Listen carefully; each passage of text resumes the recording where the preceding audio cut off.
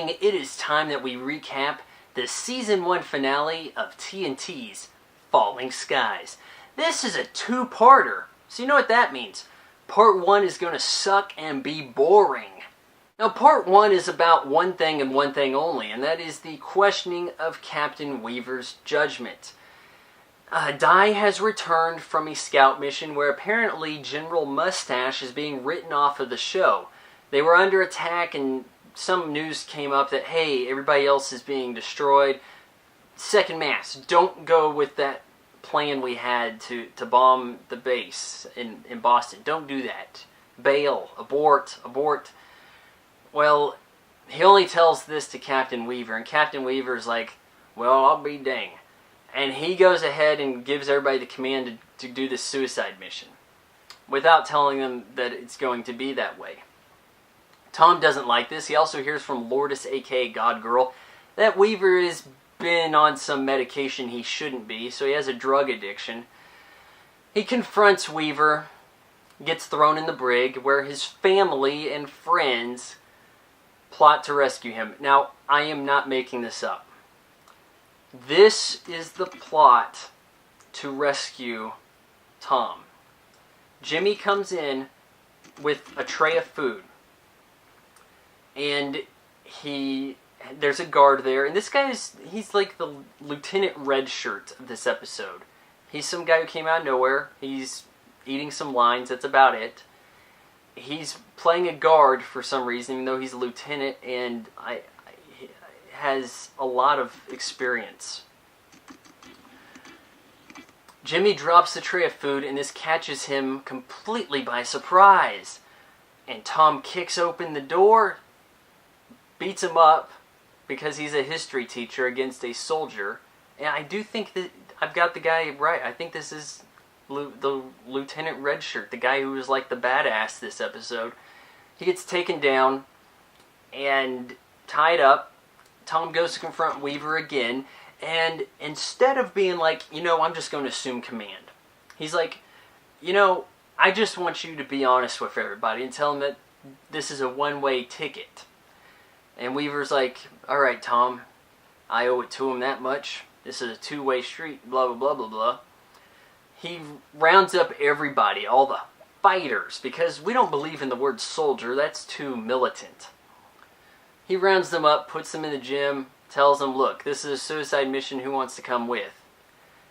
50 guys sign up. And that's supposed to be a big surprise. Pope is among them because this sounds like fun for a change. And that's the end of Part 1. Now, Part 2 picks up where the thrilling Part 1 left off. Tom is now in charge of JFK High, which I think, if you think about it, that's probably his life ambition, in all honesty. And they're going to prepare for a wave of attacks that's coming. They've got these anti-mech rounds now, and that's all cool. One mech shows up, and they take it down pretty easily. No big deal. More show up, and they have to use a radio that Ben and Old Crazy Guy have been screwing with for some time. They got this radio fixed up to this frequency that's going to make the aliens go loco, and it drives the mechs away just in time to save everybody. The miracle behind all this, I guess, is that Rick had taken something out of it.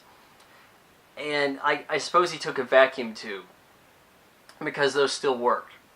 He took something out of it, he heads off down the forest at he does a little park, he does like the parkour moves as he's hopping over school buses and stuff. And he heads off with this, no one really bothers to chase him except Ben, who gets shot at. And he tries to get back in good with the Skitters. He meets up with the Skitter girl, and he's like, hey, I want to join you guys. And she's like, yeah, we want you here too, so just tell us everything you know. And he's like, no problem. And they leave him in the woods. They just up and left the kid. That takes some balls, doesn't it? So he's there crying in the woods. They retrieve him, get the radio thing running back in time for this big fight. This little skirmish with maybe 6 mechs. So the aliens know where your base is, and they sent a few mechs to handle you. Maybe next time they're going to bring more because you shocked them so much. Anyhow, Tom rigs up a car, Road Warrior style, with this big antenna thing, and he's going to go catch up with the unit and try to provide some support for them. Hope that their radio stuff works, because Rick may have ruined the surprise attack.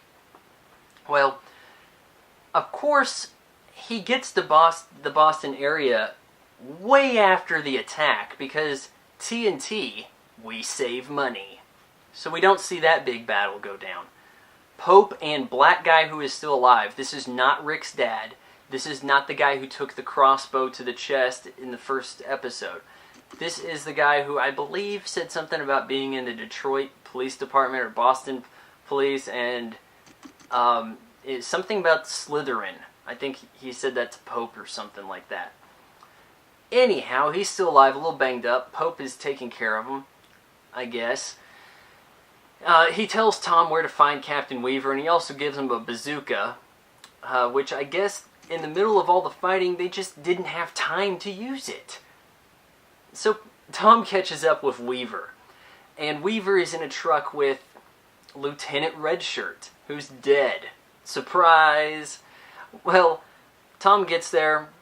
He's like, yeah, you know what? We need to do something to make a dent. So why don't we just fire this bazooka at something passing by? And they're like, yeah, that's a cool idea.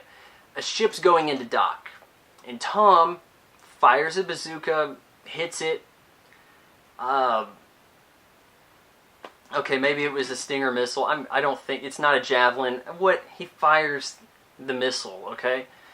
Hits the thing as it's going in. It blows up the hangar. Maybe. We don't know the architecture to this building thing, craft, whatever. So maybe the damage is all cosmetic. Whatever it is, that was the budget usage for the season finale. Tom and Weaver are heading down the road in a truck, and they see Karen. This is the girl who barely can fire a rifle, and she likes to ride dirt bikes as a scout. Okay, that girl. Well, she's harnessed, of course, we've seen that.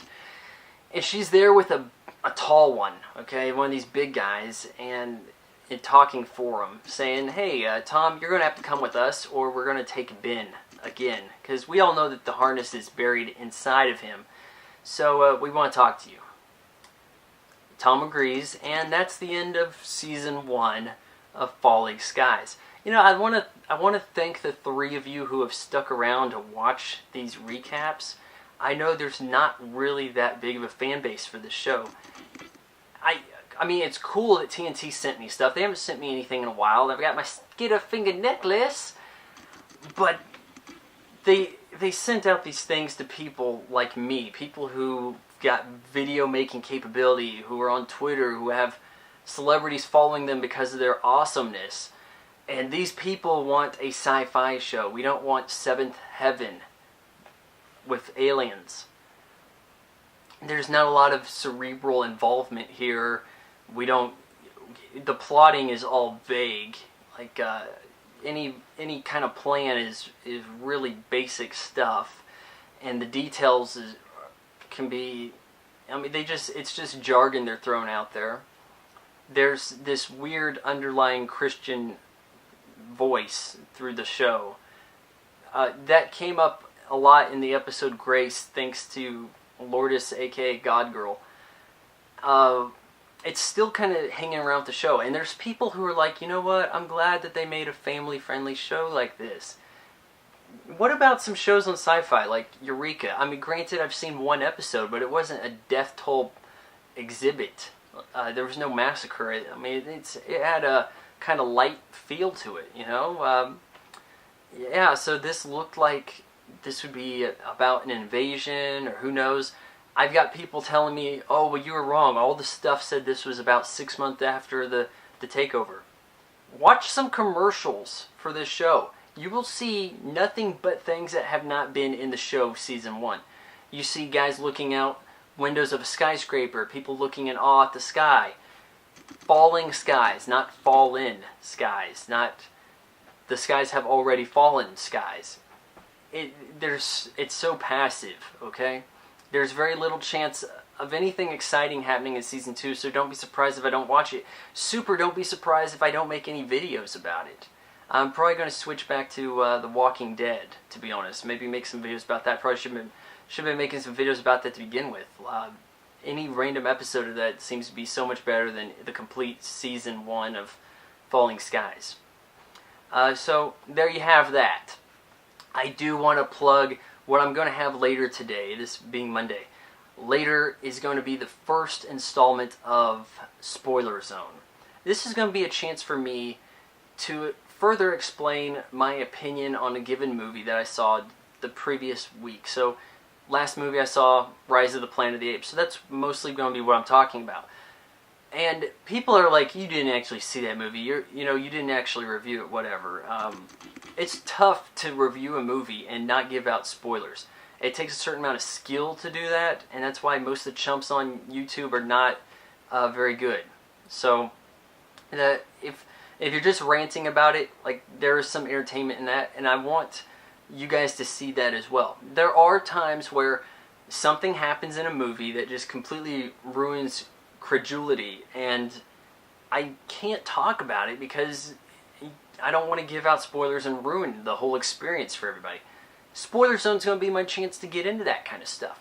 I'm also going to talk about the movies that I don't have time to do full reviews of. Something that I watched over Netflix this last weekend. The Last Airbender. Yeah, I'm going to be going over that. May even be talking about some of the movies that I'm watching for the Tallgrass Film Festival.